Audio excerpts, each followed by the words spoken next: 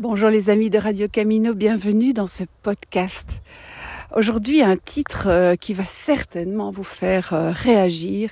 Le chemin, on ne le fait pas pour soi, on le fait pour les autres. En tout cas, moi, quand j'ai entendu cette phrase pour la première fois, ça m'a fait complètement bondir et je me suis dit, mais qu'est-ce que c'est que cette histoire ? Alors, on va en parler dans ce podcast, le podcast qui vous met en chemin. La personne qui m'a dit cette phrase, le chemin, on ne le fait pas pour soi, on le fait pour les autres, ce n'est pas n'importe qui, c'est Amar. Amar, c'est un grand sage du chemin que j'ai eu la chance de rencontrer à Saint-Jean-Pied-de-Port. Et quand Amar disait quelque chose, en général, il n'y avait pas vraiment place à la contestation. C'était des phrases rares, mais qui étaient toujours des grandes leçons de vie. Mais j'avoue que quand Amar m'a dit ça, j'étais vraiment très secouée parce que ça faisait déjà 3 étés que je marchais vers Compostelle et j'avais marché pour moi, pour faire mon deuil, pour apprivoiser mes peurs, pour mieux me connaître, pour creuser des sujets comme ma foi. Mais c'est vrai que je n'avais absolument pas l'idée qu'on pouvait faire le chemin pas pour soi. Le développement personnel, d'ailleurs, n'arrête pas de nous donner cette métaphore. Mets d'abord le masque à oxygène et puis tu le mettras à l'enfant à côté de toi. Sous-entendu, avant de faire quelque chose pour les autres, essaye d'abord d'aller bien toi-même. Et c'était un petit peu ce que je croyais moi aussi. Mais pourtant, cette petite phrase, elle m'a tourné dans la tête pas mal parce que, je vous dis, c'était souvent des phrases de grande vérité que disait Amar. Et il se trouve que quelques jours plus tard, je suis un peu avant Pamplonne et je vois une jeune fille dans un arrêt de bus. Elle est assise et je lui demande comment ça va ton chemin ? Elle me dit bof, pas terrible. Là j'attends le bus. Je dis c'est bête, qu'est-ce qui se passe ? J'ai des ampoules et le groupe ne veut pas m'attendre. Ils sont partis devant et ils m'ont dit que j'avais qu'à prendre le bus. Alors moi, quand je vois quelqu'un qui est prêt d'abandonner le chemin, vous pensez bien que mon sang ne fait qu'un tour. Je lui dis, écoute, si tu veux, on peut faire un essai. Je vais te donner un bâton, je vais te donner aussi un petit coup de main et on va marcher toutes les deux à vitesse d'escargot. Et tu vas apprendre à poser ton pied de sorte que tu n'as absolument pas mal à tes ampoules. Et même si on fait du 1 km/h, on s'en fiche, on mettra 6 heures, mais on arrivera à Pamplonne. Et si ça va pas, on s'arrêtera à l'arrêt de bus prochain. Ok, t'es un petit peu étonnée, la jeune fille, on avance quelques pas, et puis elle me regarde, elle dit, mais pourquoi tu fais ça pour moi ? Là, franchement, je savais pas lui répondre. Mais voilà, juste parce que j'étais révoltée de voir qu'elle abandonnait son chemin, alors que peut-être qu'après, elle allait le regretter. Et je pense plus à Amar.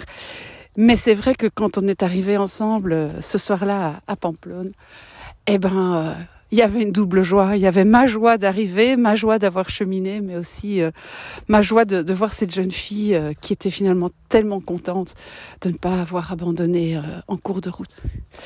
Et là, j'ai commencé peut-être à intégrer la leçon.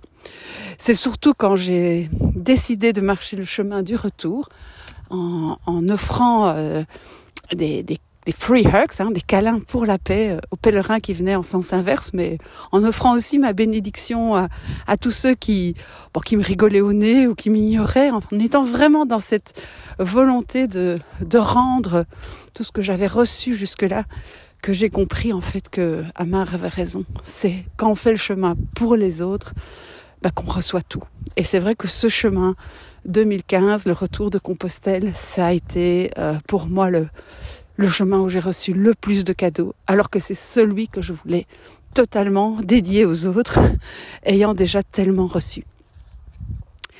Il y a aussi une autre façon de marcher pour les autres et ça, justement, ce 1er novembre est arrivé à Saint-Jacques Pablo. Pablo, c'est un Belge qui a perdu sa femme, Florence.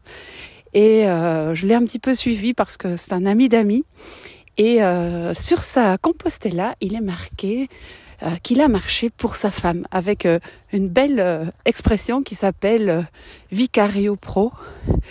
Donc il a en bas de sa Compostella le nom de sa femme qui a été inscrit par un employé du centre d'accueil. D'ailleurs, c'est une bonne façon d'éviter l'horrible machine.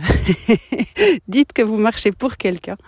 Alors, dans la religion catholique un petit peu étriquée, qu'est-ce que ça veut dire ? Ça veut dire que les indulgences que vous auriez éventuellement méritées suite à votre chemin ou les pardons, les bénédictions seront reportées sur la personne qui est inscrite Vicario Pro en dessous de votre Compostela. Bon, je crois que ça changera pas grand-chose à votre vie, mais en même temps, je trouve que c'est extrêmement symbolique de se dire que Pablo a marché 1650 km pour Florence, pour lui offrir son chemin.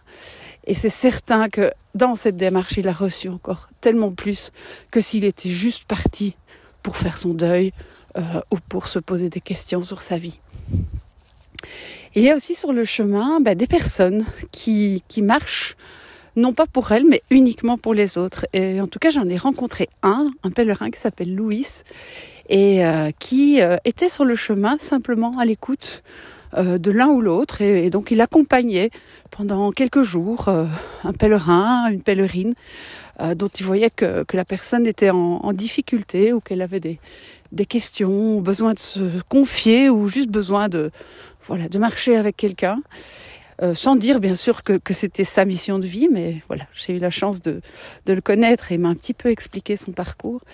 Et je trouve que c'est une magnifique vocation aussi d'être pèlerin à côté des autres pèlerins. Et quand le pèlerin avait un petit peu plus de confiance en lui ou avait pu déposer ce qui était vraiment très lourd pour lui et que Louise voyait que la personne était prête à repartir seule, eh bien, il lui disait, voilà, maintenant je te rends à ton chemin, tu vas continuer seule.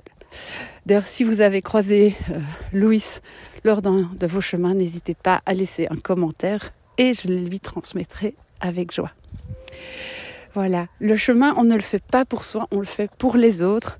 J'espère que cette phrase va résonner en vous. Prenez le temps de la laisser percoler.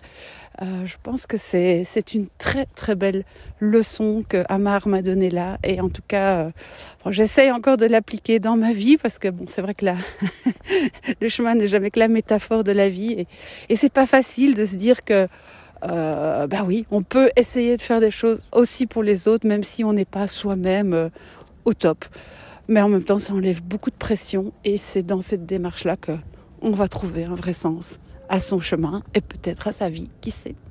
En tout cas, c'est tout ce que je vous souhaite et je vous remercie de m'avoir écouté. À bientôt.